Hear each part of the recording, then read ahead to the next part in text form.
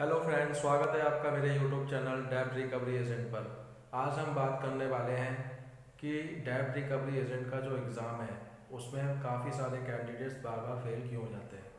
आपने अक्सर अपने फ्रेंड से, अपने कलीग से सुना होगा कि कुछ कैंडिडेट्स 3 बार 4 बार एग्ज़ाम देने के बाद भी उस एग्ज़ाम को पास नहीं कर पाते हैं।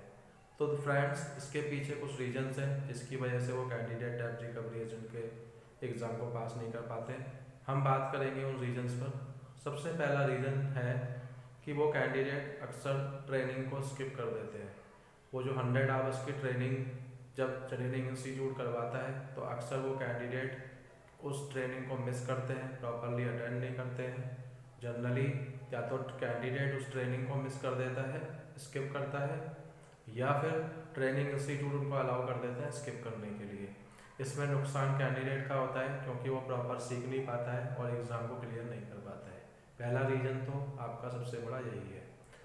दूसरा जो रीज़न है वो है कि जब ट्रेनिंग कंप्लीट हो जाती है तो ट्रेनिंग कंप्लीट होने के बाद जनरली जो एग्ज़ाम होता है वो 1 मंथ या 2 मंथ्स के गैप में होता है, और उस गैप में कैंडिडेट अक्सर जो भी उसने ट्रेनिंग क्लासेस के अंदर पढ़ा है, सीखा है, वो उसको रिवाइज नहीं करता, और एट लास्ट मोमेंट पे जब उसका एग्ज़ाम होता है वो एक दिन पहले सब कुछ पढ़ना चाहता है, जिसकी वजह से वो कुछ भी नहीं पढ़ पाता है और एग्ज़ाम में फेल हो जाता है। थर्ड जो सबसे बड़ा रीज़न है वो ये है लैंग्वेज इश्यूज़। देखिए, जो फैकल्टी है वो रिटायर्ड बैंकर होते हैं, वो बैंकिंग इंडस्ट्री में काम कर कर आए हुए होते हैं, तो वो इंग्लिश लैंग्वेज में पढ़ाने में कंफर्टेबल होते हैं। बट कैंडिडेट को हमेशा फैकल्टी के कंफर्ट लैंग्वेज को ना देखते हुए अपनी लैंग्वेज को देखना बहुत ज़रूरी है।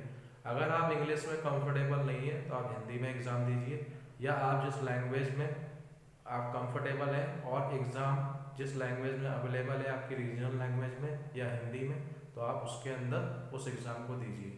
क्योंकि जब इंग्लिश में आप क्वेश्चन करते हैं वहाँ पर सिचुएशनल क्वेश्चंस होते हैं, काफ़ी बड़े बड़े सेंटेंसेस होते हैं, आप उन सेंटेंसेस को नहीं समझ पाते हैं, प्रॉपर आप क्वेश्चंस को नहीं समझ पाते हैं, तो आप वहाँ पर डेफिनेटली गलत कर देंगे।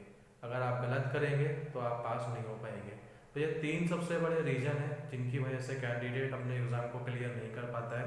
तो आप इन 3 गलतियों को मत दोहराइए, आप इन तीनों गलतियों को अवॉइड करिए, आप 100% अपने एग्ज़ाम को क्लियर कर लेंगे। This is Mahendra Singh signing out till the next video. Thank you.